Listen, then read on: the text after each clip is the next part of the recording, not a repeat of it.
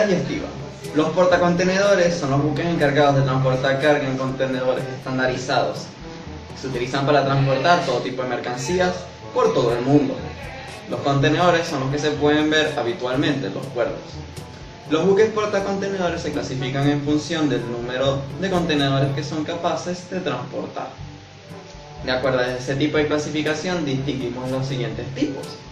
Los feeders, que abarcan entre 100 y 499 TEUs. Los feeder max, que abarcan entre 500 y 999 TEUs. Los handy, entre 1000 y 1999 TEUs. Los subpanamax, entre 2000 y 2999 TEUs. Los panamax, entre 3000 y 5000 TEUs. Los post-panamax, con más de 5000 TEUs. Y los new panamax, que abarcan más de 12500 TEUs. Un contenedor es un recipiente de carga para el transporte marítimo fluvial, transporte terrestre y transporte multimodal. Se trata de unidades estancas que protegen las mercancías de la climatología y que están fabricadas de acuerdo con la normativa ISO, International Organization for Standardization. Por ese motivo también se conocen con el nombre de contenedores ISO. Los contenedores pueden utilizarse para transportar objetos voluminosos o pesados, ya sean motores, maquinaria, pequeños vehículos, etc. o mercancía paletizada. Menos frecuentes son los que transportan carga a granel. Las dimensiones del contenedor se encuentran normalizadas para facilitar su manipulación. Normalmente estos miden alrededor de 6 metros, que es casi el equivalente a 20 pies. Los contenedores interiormente llevan un recubrimiento especial antihumedad para evitar las humedades durante el viaje. Otra característica definitoria de los contenedores es la presencia en cada una de sus esquinas de alojamientos para los twist locks, que les permiten ser enganchados por grúas especiales, así como su trincaje tanto en buques como en camiones. Existen diferentes tipos de contenedores. Los dry van, que son los contenedores estándar, cerrados herméticamente y sin ningún tipo de refrigeración o ventilación. Los high cube, contenedores estándar mayoritariamente de 40 pies de largo. Su característica principal es su sobrealtura, que es de 9,6 pies. Los reefer, contenedores refrigerados, ya sean de 40 o 20 pies de largo, pero que cuentan con un sistema de conservación de frío o calor y termostato. Estos deben ir conectados en el buque.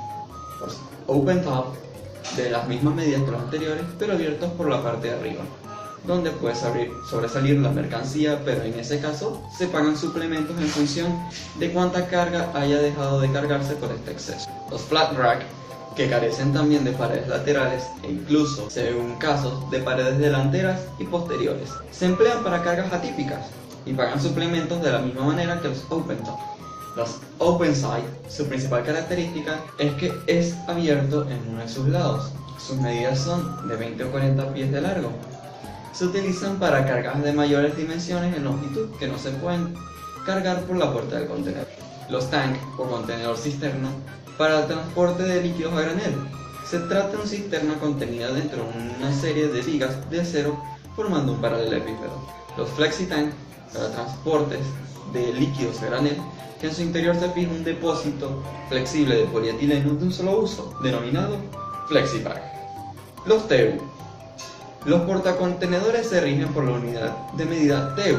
Las siglas TEU, acrónimo del término en inglés 20 Foot Equivalent Unit, representa la unidad de medida de capacidad del transporte marítimo en contenedores. Una TEU es la capacidad de carga de un contenedor normalizado de 20 pies. Las dimensiones exteriores del contenedor normalizado de 20 pies son 20 pies de largo por 8 pies de ancho por 8,5 pies de altura, equivalente a 6,96 metros de largo, 2,4 metros de ancho y 2,6 metros de alto. Su volumen exterior es de 1360 pies cúbicos, equivalente a 38,51 metros cúbicos.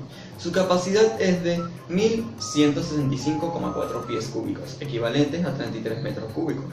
El peso máximo del contenedor es de 24.000 kilogramos aproximadamente, pero restando la tara o peso en vacío, la carga en su interior puede llegar a pesar 21.600 kilogramos. Aparte del contenedor de 20 pies, que se computa como un TEU, hay otros tamaños y otros tipos de contenedores. Los de uso más frecuentes son de 40 pies. Existen otras variantes del contenedor que se calculan como equivalentes a 2 TEU o un FEU, que viene a ser un 40 Foot Equivalent Unit.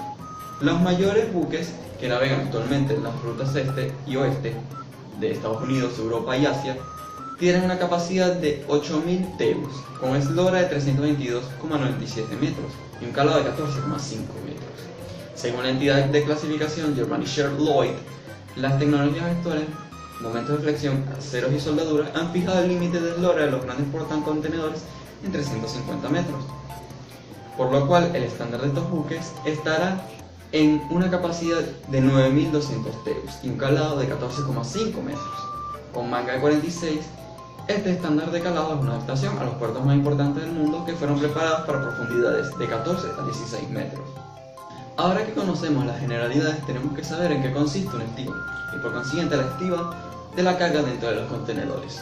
Estiba son las diferentes operaciones que se realizan con las mercancías para ubicarlas correctamente en las áreas y zonas de carga, teniendo en cuenta las normas de seguridad aplicables en cada operación. Estiba es la manipulación y ubicación de la carga a bordo del buque o contenedor. Normas generales de estiba. Existen varias normativas a colocar una carga en un contenedor, ya que al colocar distintos productos en un mismo contenedor, estos pueden dañarse mutuamente debido al olor, humedad, polvo, calor, empaque insuficiente o inadecuado. Por ejemplo, si no se puede evitar incluir paquetes que contienen líquidos junto con otro tipo de carga, los productos húmedos siempre deben ir debajo de los productos secos, separados por materiales aislantes y madera de estiba. Se debe colocar materiales absorbentes como lo es el acerrín debajo de los productos húmedos para evitar algún tipo de percance durante la travesía. La carga deberá estar uniformemente distribuida en el piso del contenedor, ya que el desequilibrio podrá poner en peligro la seguridad del personal y del equipo de manipulación. El centro de gravedad longitudinal no deberá ocasionar un movimiento horizontal superior a 10 toneladas metro. Este es el límite máximo dentro del que puede operar la mayoría de las grúas y equipos de manipulación de carga en terminales. Siempre se tiene que lograr un centro de gravedad de lo más bajo. Se debe evitar la concentración de peso.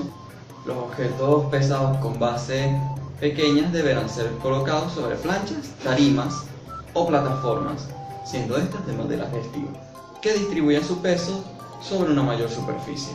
Cuando se estiba distintos artículos en el mismo contenedor, la carga liviana deberá colocarse siempre en la parte superior.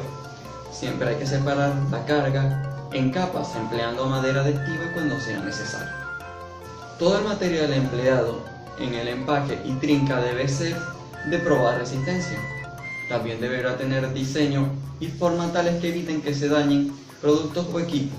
Se tendrán que mantener separados los diferentes tipos de paquetes. Por ejemplo, nunca trabajar jabas de madera con cajas de cartón si no hay suficiente material de separación entre ellas. Los productos que tengan partes sobresalientes, ángulos agudos y orillas fluidas deberán estar separados de otros, como bolsas o fardos que tienen cubiertas comparativamente blandas. Hasta los envases más firmes pueden desgastarse debido a un posible roce durante el transporte. Se tienen que evitar espacios vacíos dentro del contenedor. Si estos no pueden ser evitados, se debe hacer lo posible para que el espacio libre quede en el centro e instalar tirantes para apuntalar. Para apuntalar se deben utilizar trozos de madera, correas y bloques para amarrar, usar cadenas, alambres o cables de ensunchado sintético o de acero. Para emplear grúas o horquillas, se usan también listones o pallets para facilitar la manipulación de cajones que no estén equipados con largueros. Se debe colocar debajo de cada capa de listones de madera que se extiendan a todo lo largo de la carga. Lo mismo debe hacerse con los fardos para evitar daños al manipularlos. Nunca estibar productos con material de empaque dañado y se debe asegurar de que estos no tengan filtraciones y colocarlos siempre con el orificio de drenaje hacia arriba.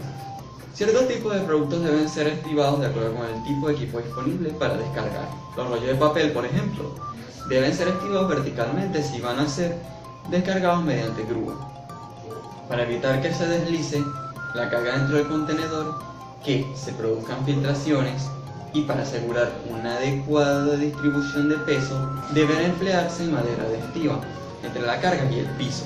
Siempre estivar la carga de manera que ésta se trabe por sí misma, proporcionando así un amarre simplificado. No se debe olvidar que durante el transporte su carga está expuesta a sacudidas y vibraciones, lo que hace que los bultos se asienten aflojándose sus amarras. Para una adecuada seguridad a bordo, el contenedor deberá estar interiormente estivado con un número suficiente de trincas resistentes. Se debe tomar medidas especiales cuanto estiva a carga peligrosa. La carga sujeta a revisión aduanera deberá colocarse cerca de la puerta con el fin de facilitar su inspección. Asegurar los productos estivados en el extremo de la puerta para evitar que estos se desplacen. Cuando las puertas se abran, cuando el empaque está completamente, se debe cerrar las puertas del contenedor, de manera que se pueda colocar un precinto. Trincaje. Aunque un contenedor proteja adecuadamente su carga, siempre está expuesta al permanente movimiento. Si su carga no ha sido bien trincada o el empaque no es apropiado, el riesgo de daño aumentará durante el viaje. En el mar, la superficie del océano es rara vez pareja. Los barcos se balancean, cabecean, suben y bajan, y estos movimientos hacen que la carga y sus elementos de trinca sean sometidos a fuerzas, principalmente en dirección oblicua y vertical. Es fundamental entonces seleccionar el tipo de contenedor y la trinca más adecuada a sus productos. Elementos y facilidades para trincar la carga del contenedor. Los contenedores están diseñados para permitir una estiba firme y segura de la carga. Piso de madera en listones o terciado. Estos permiten que se anclen bloques, tirantes y cuñas con clavos o tornillos. También tenemos las paredes internas, solo para apoyar la carga liviana, los postes esquineros, que son adecuados para apuntalar con madera, punto de fijación en el piso y en el techo. También las paredes, puertas y techo del contenedor son meramente de chapa delgada metálica, que no pueden soportar un esfuerzo muy concentrado, por lo que una mala estiba puede dañar la pared del contenedor hasta perforarla. Elementos adicionales. La mayoría de la carga puede ser trincada usando los siguientes materiales: vigas de madera, puntales, planchas para apoyar, apuntalar y alivianar la presión, distribuyendo el esfuerzo sobre una mayor superficie. Listones de madera, varas o correas para asegurar la carga por secciones, facilitando la descarga mecánica, etc. Cubiertas extras, particiones, tablones móviles, madera terciada y material para separar varias capas de carga o segregar diferentes tipos de carga en secciones separadas. También están los cojines de espuma plástica y bolsas de aire para reducir la vibración y evitar que se mueva la carga.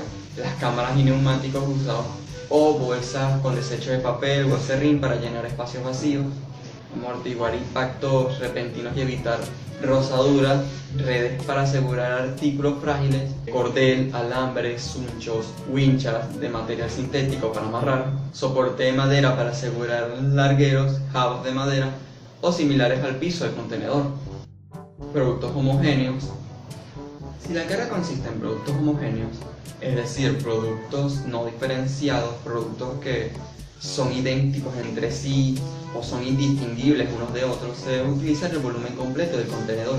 Este podrá llevar cajas de cartón, jabas pequeñas de madera, etc., bien asegurados en su lugar. En el caso de las cajas de cartón, este sistema ayudará a evitar daños por rozadura. Los productos cuya fragilidad no permiten que sean acodados con madera o amarrados con cordel deben asegurarse con redes. La carga deberá ser cubierta con las redes cuando sea posible y asegurada amarrándola a los anillos o barras de que esté provisto el contenedor. Los productos en envases frágiles pueden dañarse cuando se coloca una capa sobre otra. Los cajones grandes y las jabas. Las unidades grandes y pesadas que solo forman parte del ancho contenedor deben colocarse en el centro y apuntalarse contra el piso y los lados. Estas unidades deben también amarrarse a los diferentes puntos de seguridad. Las paredes laterales del contenedor deben reforzarse con maderos antes de aplicar los puntales. Carga en bolsa. La carga en bolsas tiende a moverse durante el transporte, creando mucha presión, principalmente sobre las puertas y las paredes laterales del contenedor. Para asegurar este tipo de carga, se coloca una capa sobre otra en forma entrelazada y colocando una mampara contra la fila final. Como se mencionó anteriormente, la carga en bolsas que ha sido estibada y trincada en pallets no presentan este problema, y también es más fácil cargarla y descargarla del contenedor. Carga en barriles. Los tambores, barriles, cubetas, etc. se deben estibar verticalmente uno al lado del otro, a menos que estén especialmente diseñados para que calcen. Debe usarse algún material de separación entre cada corrida. Los barriles de madera no están diseñados para soportar presión alrededor de la cintura. Cuando se estiban horizontalmente, deben apoyarse a los extremos mediante listones que eleven la parte media del barril, de modo que éste no haga contacto con el piso del contenedor. Se deben colocar cuñas para evitar también que se rueden. Los rollos. Como se indicó anteriormente, debe considerarse las facilidades disponibles para descargar productos cilíndricos, como lo son los rollos de papel, que pueden estibarse vertical u horizontalmente. Cuando se colocan en forma vertical, los rollos deben estibarse muy juntos. Cualquier espacio vacío entre los rollos debe llenarse mediante bolsas de serrín o material similar suave. Asegurar la carga en el extremo de las puertas del contenedor mediante tablones o redes o cuñas, y reforzar el extremo y paredes laterales del contenedor. A menudo el espacio del contenedor puede ser mejor aprovechado estibando los rollos de lado. Los líquidos a granel, ya sean vino, látex, tinta de impresión y otros líquidos no peligrosos, son transportados con frecuencia en contenedores de carga seca de 20 pulgadas, de 20 pies, en bolsas sintéticas especiales. En todo caso, siempre se debe apuntar primeramente en el extremo de la puerta del contenedor con una mampara de madera en las tiras de los arneses, en las bolsas que estén bien atadas a los cáncamos del contenedor. Prosiguiendo con el proyecto de carga del video, en el presente video desarrollamos un plan de estiba de un buque de carga de contenedores, tomando en cuenta todos los factores posibles, siendo estos el calado, el asiento, la estabilidad, el estibado y aseguramiento de la carga dentro de los contenedores. Y con la información ya explicada anteriormente, podemos lograr una mejor comprensión de todo este proceso.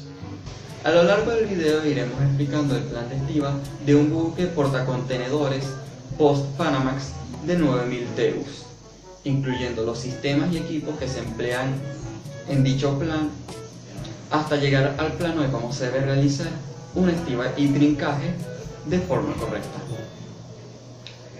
Criterios de estabilidad del proyecto.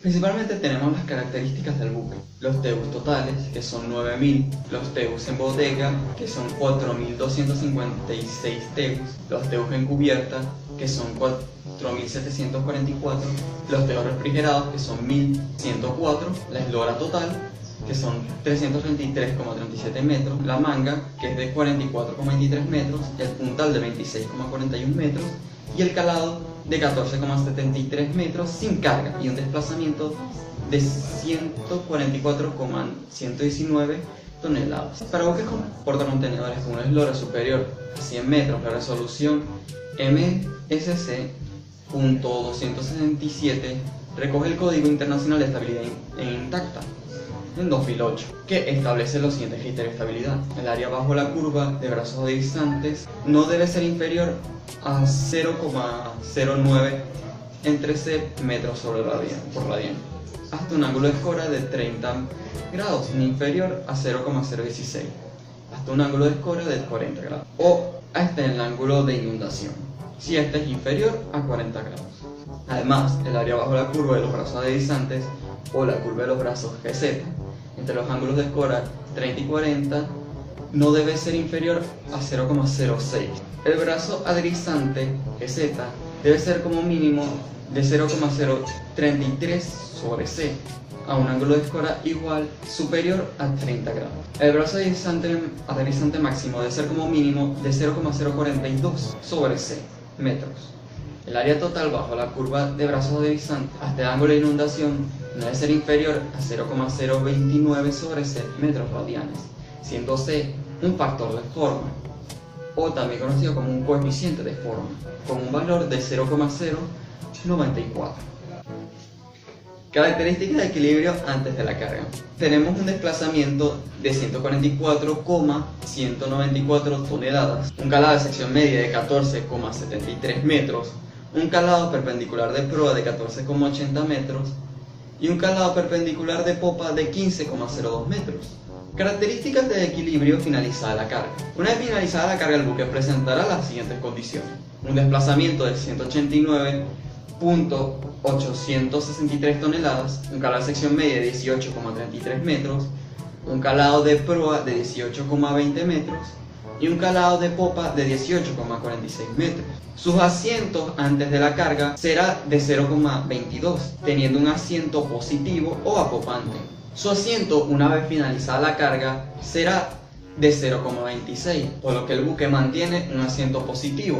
En la siguiente tabla se muestran los criterios de estabilidad que debe cumplir el buque, ya anteriormente mencionados. Una vez demostrado que se cumplen todos los aspectos y todos los criterios, se puede decir que el buque cumplirá con todas las normativas de estabilidad. Cualidades del equipamiento. Ya teniendo los conocimientos de los aspectos básicos de los portacontenedores, los contenedores y las características básicas y criterios del buque, tanto como sin carga como cargado, debemos proseguir con los equipos de carga y descarga y el trincaje o aseguramiento y los equipamientos que se utilizan en este proceso.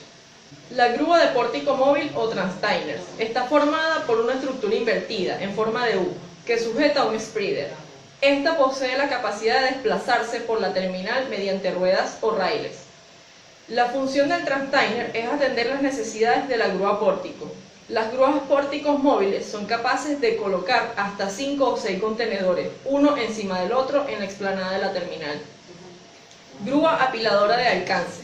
Estas permiten alcanzar con contenedores estivas de 1/3 y forman bloques de hasta 4 filas. Grúa de puerto. Es la grúa con la que se introducen los contenedores en un barco portacontenedores. Carretilla pórtico. Es uno de los que más se desplaza por toda la terminal de contenedores. En la literatura se encuentra como straddle carriers y su principal función es tomar los contenedores que se han colocado en tierra anteriormente por otros equipos de mucho mayor tamaño para llevarlos a otro lugar. Carretilla elevadora con brazo telescópico o carretilla pórtico.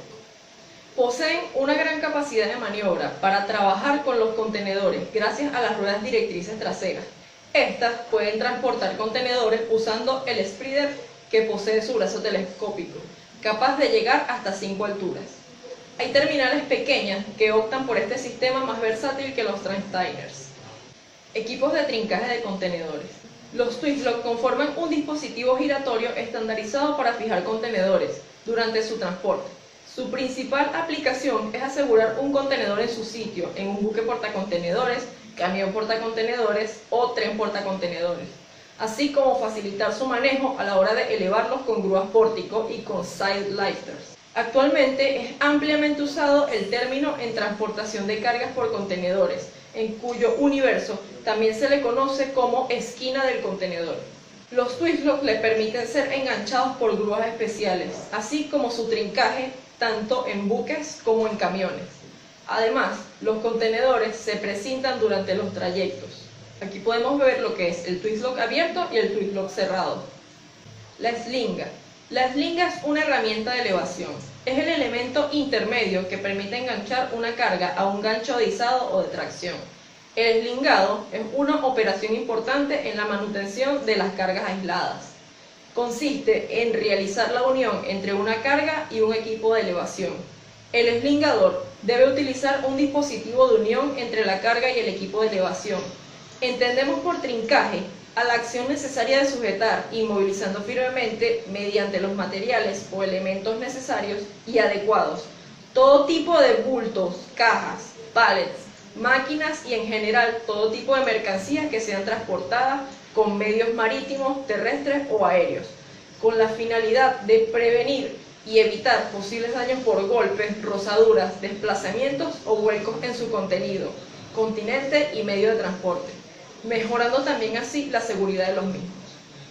En términos y definiciones tenemos que el eslingado es la operación que consiste en utilizar un elemento de unión entre una carga y un equipo de elevación. Los accesorios de elevación son componentes o equipos que no son parte integrante de la máquina de elevación y están situados entre la máquina y la carga o sobre la propia carga. Estos permiten la prensión de la carga y las eslingas son accesorios de elevación. Las eslingas textiles son accesorios de elevación flexible formadas por un componente de cinta tejida, plana y cosida, o por un núcleo de hilos industriales de alta tenacidad completamente recubierto por un tejido tubular y que se utilizan para unir las cargas al gancho de una grúa u otro equipo de elevación.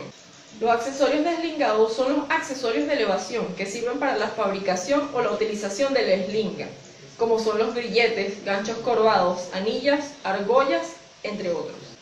La eslinga reutilizable son unas eslingas destinadas a operaciones de elevación para uso general, que se pueden utilizar tantas veces como su vida útil lo permita. Las eslingas no reutilizables, o también denominadas de un solo uso, son eslingas diseñadas para un solo viaje, en un modo específico de utilización. Una eslinga simple es de un solo ramal. También existen eslingas de varios ramales, como son de 2, 3 o 4 ramales. Los diferentes ramales están unidos a un extremo o a una anilla para asegurar una correcta disposición y extensión para prender la carga a elevar. La longitud del trabajo útil es la longitud acabada real de la eslinga, desde el punto de apoyo hasta su otro punto de apoyo. Carga máxima de utilización. Masa o carga máxima para la que está diseñada la eslinga para la elevación directa. Factor de forma de eslingado. El factor de corrección que se aplica a la carga máxima de utilización de una eslinga simple, teniendo en cuenta la forma del eslingado. Coeficiente de utilización.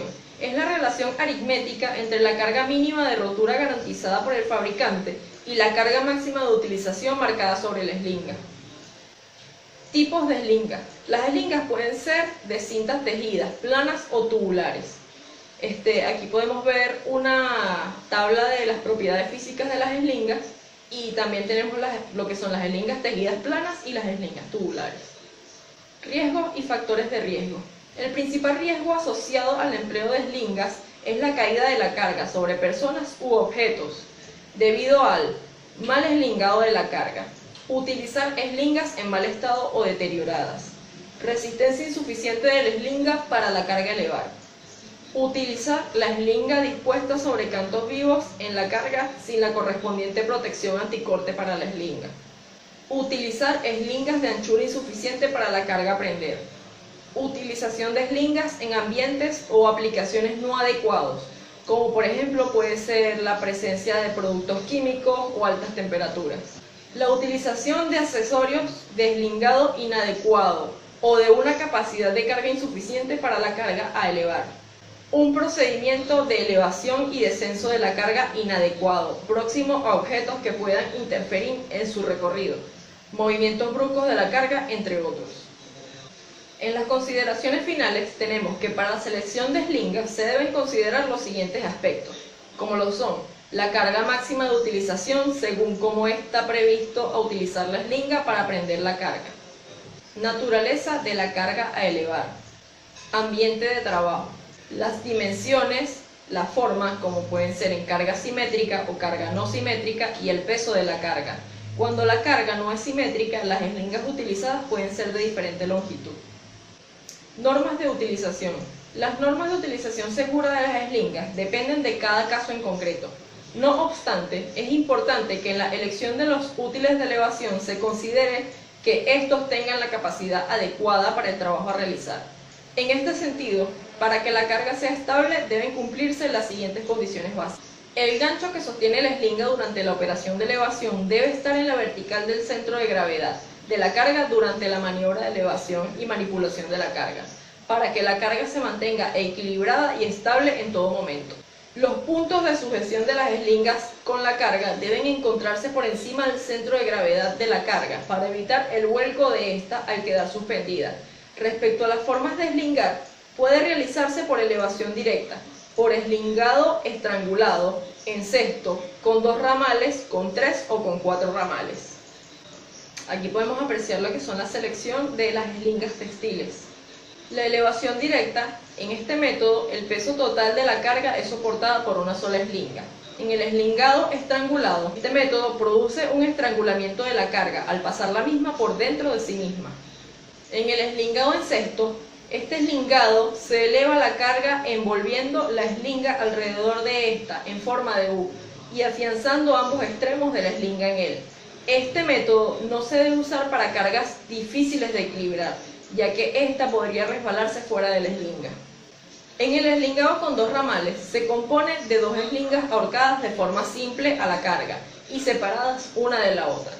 Esto hace que la carga sea más estable, pero no proporciona un contacto completo con la carga, por lo que no debe utilizarse para izar bultos sueltos.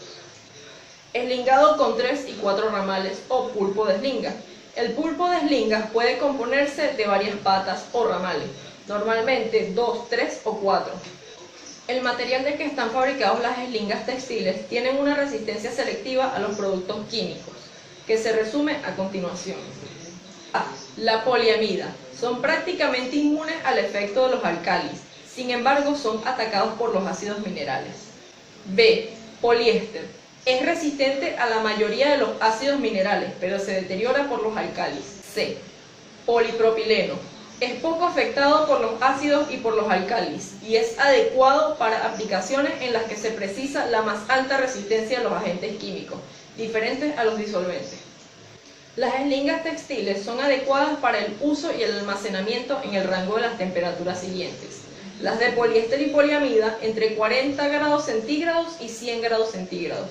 Las de polipropileno entre 40 grados centígrados y 80 grados centígrados. Aquí pueden ver una imagen de los accesorios de las eslingas, que pueden ser la gasa, el guardacabo, la anilla ovalada, el grillete recto, el grillete lira, el terminal cónico abierto, el gancho de alta seguridad, el gancho con cierre de seguridad, gancho giratorio y el gancho de corredera.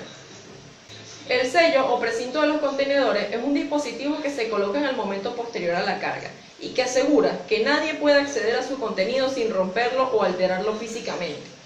También sirve para evitar que puedan introducirse en el interior de los contenedores mercancías peligrosas, ilegales o contrabando de bienes y personas.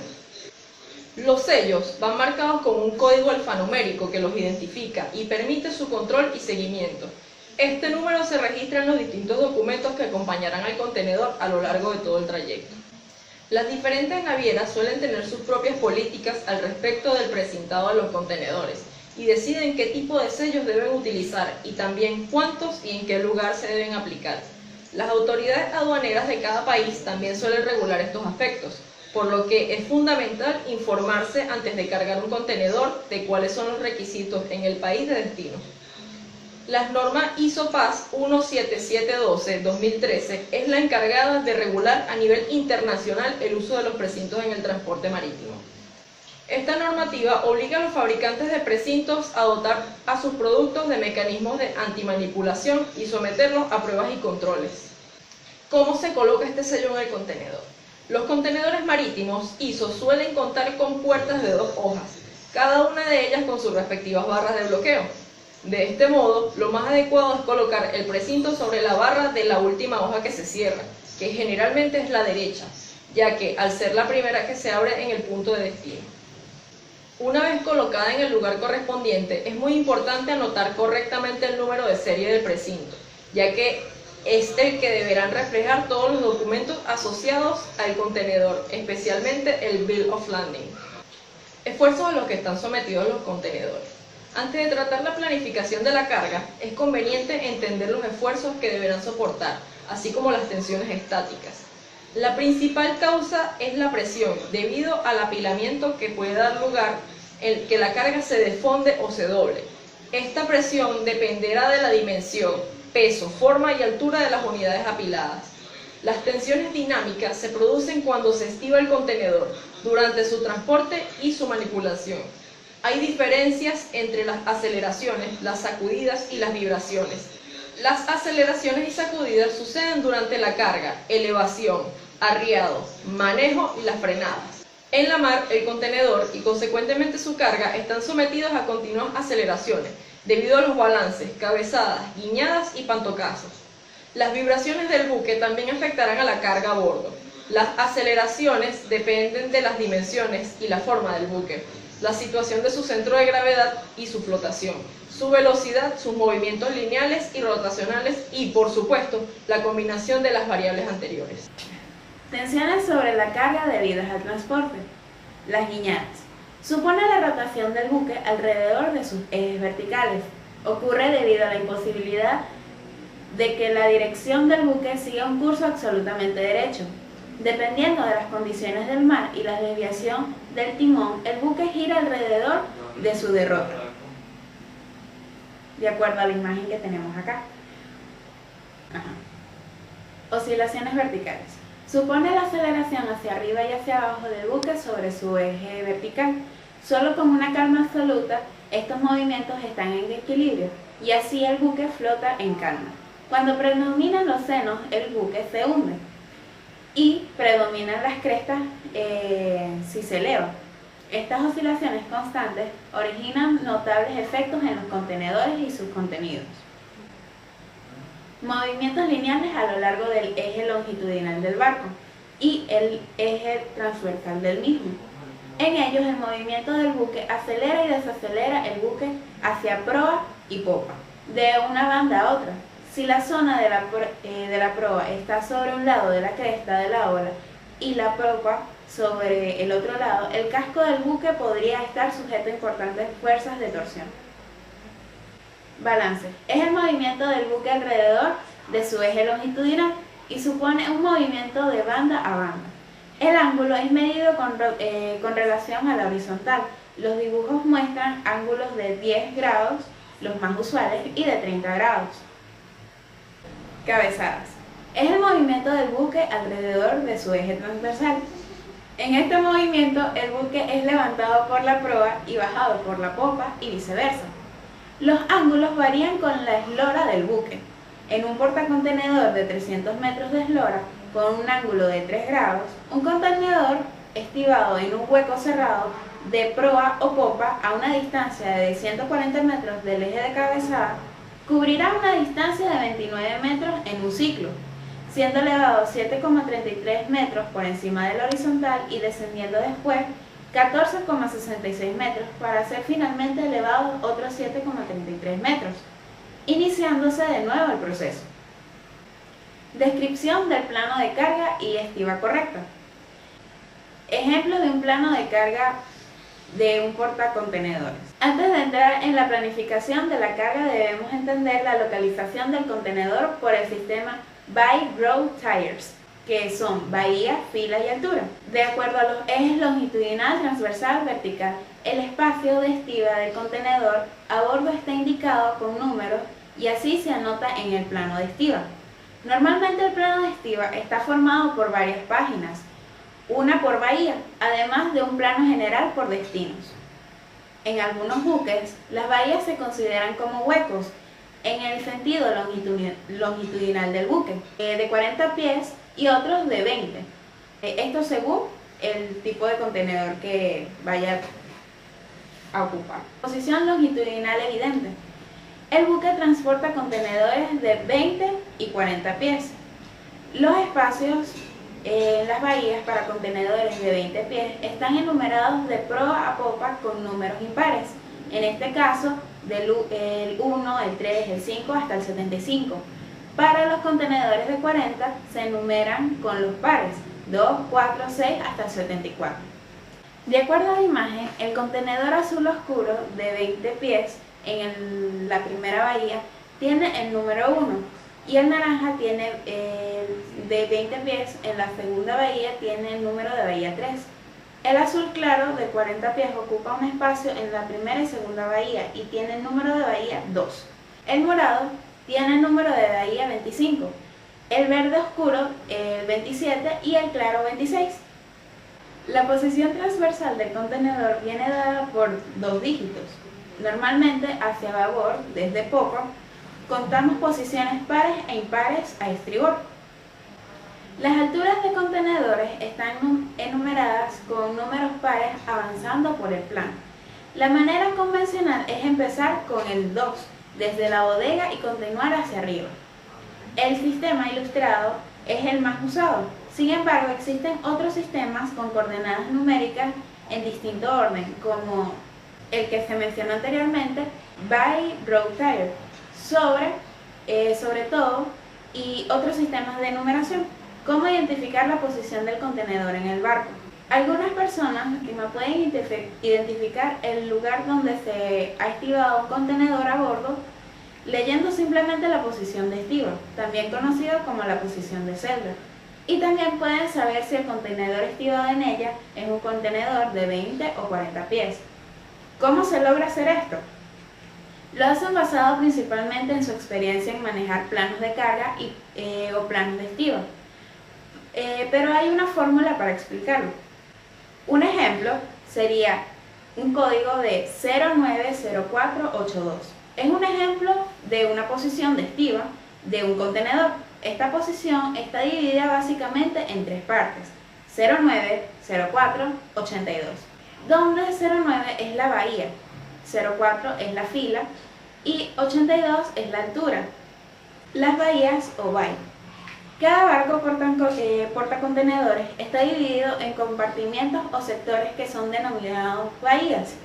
Y dependiendo del tamaño del barco, esas bahías se enumeran, por ejemplo, del 1 al 40, donde la bahía número 1 es la bahía más cercana a la proa del barco y la bahía número 40 sería la más cercana a la popa del barco. La bahía que tiene los números impares, como se explicó anteriormente, significa que es una estiba de contenedores de 20 pies, y la bahía que tiene números pares significa que tienen estibados contenedores de 40 pies. Se ha utilizado aquí como ejemplo la bahía 09-11-10. Lo que ustedes pueden ver aquí es la sección transversal del barco, tanto sobre cubierta como por debajo de cubierta, visto desde la popa. Cada uno de los pequeños bloques cuadrados representa el espacio para una unidad de 20 pies. Las líneas en negrita representan las tapas de la bodega, que separan la parte que está sobre cubierta, la cual es la parte donde son cargados los contenedores y que es visible cuando vemos el barco desde afuera, de la parte que está bajo cubierta, la cual es la parte que generalmente no es visible cuando uno está parado fuera del buque. Las filas es la posición donde está ubicado el contenedor respecto al ancho o manga del buque. Si hablamos del diagrama que mostramos anteriormente, los números de las filas están dentro del círculo rojo. Las filas comienzan con el 1 en el centro del barco, en la crujía, y van en orden creciente hacia ambos costados o bandas, con los números impares sobre la derecha, estribor, y los números pares sobre la izquierda. La altura o piso o nivel, en inglés tire, indica en qué nivel está ubicado el contenedor, básicamente. Esta indica qué tan alto fue apilado o estivado el contenedor a bordo del buque. En el diagrama, los números que indican la altura están dentro de un círculo azul. Así que cuando se vea una posición de estiba como la dicha anteriormente, es importante que se sepa que 09 es el número de bahía y que allí está estivado un contenedor de 20 pies por ser un número impar. Si hubiese, por ejemplo, un 10, entonces el contenedor sería de 40 pies. 04 es el número de la fila y 82 es el número de altura o piso de nivel, el cual indica que este es un contenedor de 20 pies que está estivado sobre cubierta, debido a que usualmente los números de las alturas sobre cubierta comienzan en el número 80 y aumentan de 2 en 2 por cada altura o piso de nivel.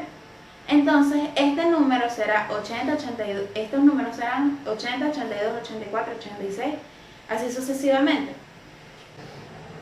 Si el caso fuese que el número de la altura es 02, 04, 06, entonces el contenedor está estivado bajo cubierta.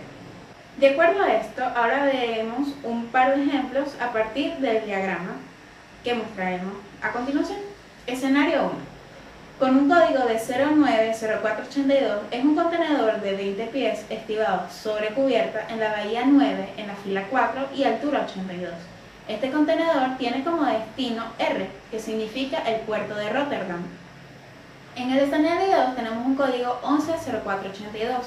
Es también un contenedor de 20 pies estivado sobre cubierta en la bahía 11, fila 4 y altura 82, lo cual es básicamente la bahía adyacente al contenedor de Rotterdam. Y este contenedor está destinado a L, que significa el puerto de Les Havres. Escenario 3 tenemos un código 090102. Es un contenedor de 20 pies estivado bajo cubierta en la bahía 9 en la fila 1 y altura 2, la cual es la altura más baja de la bodega, y según lo indicado, este contenedor tiene como destino D, lo que significa el puerto de Dublín. Escenario 4 tenemos un código 100484. Es un contenedor de 40 pies estivado sobre cubierta en la bahía 10, fila 4, altura 84, y según lo indicado, este contenedor tiene como destino F, que significa el puerto de Felixstowe. Este contenedor está básicamente estivado encima de los contenedores que van para los puertos de Rotterdam y Les Havres, dado que este es un contenedor de 40 pies y ocupa ambas bahías, la 9 y la 11. Esta bahía se le otorga el número 10. Este contenedor aparece en el plano como estivado en la bahía 9, pero la posición correspondiente en la bahía 11.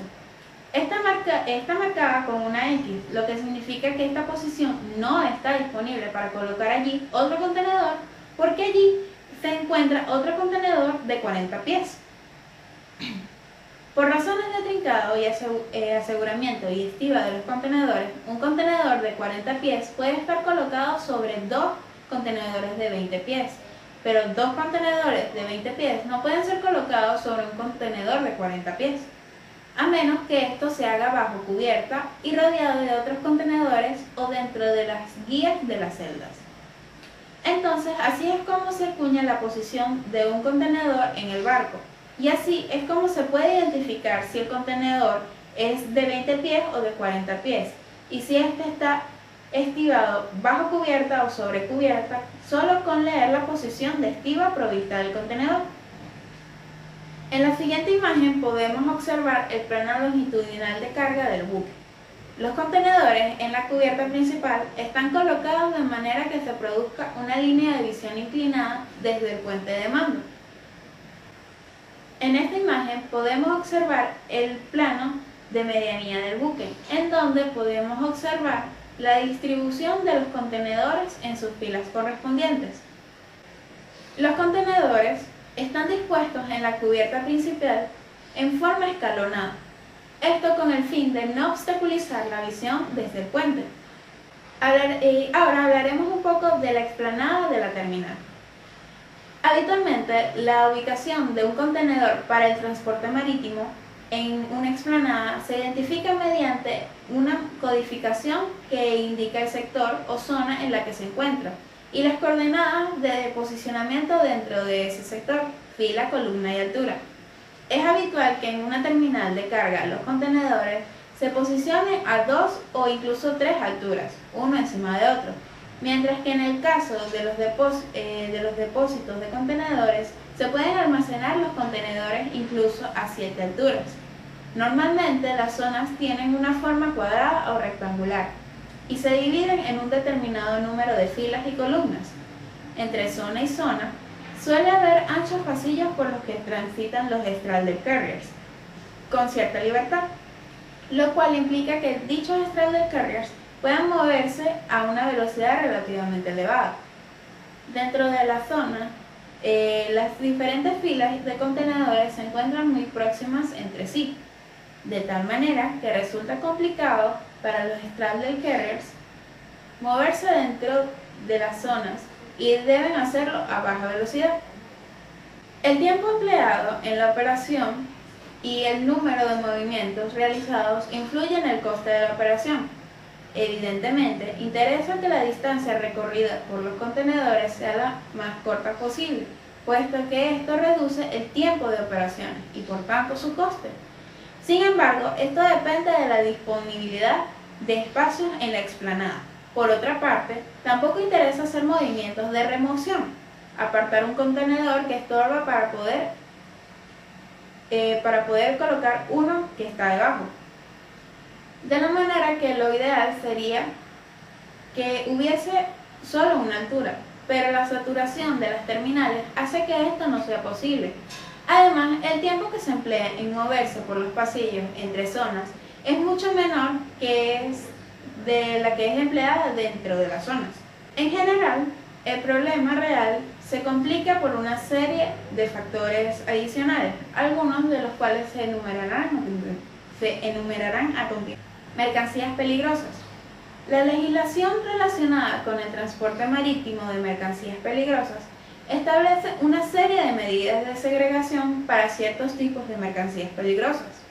Por ejemplo, no pueden ubicarse un contenedor cargado con productos explosivos junto a un contenedor con productos comburentes o inflamables, sino que sea necesario entre ellos una determinada instancia de seguridad o una barrera formada por un determinado número de contenedores inertes. Zonas especiales.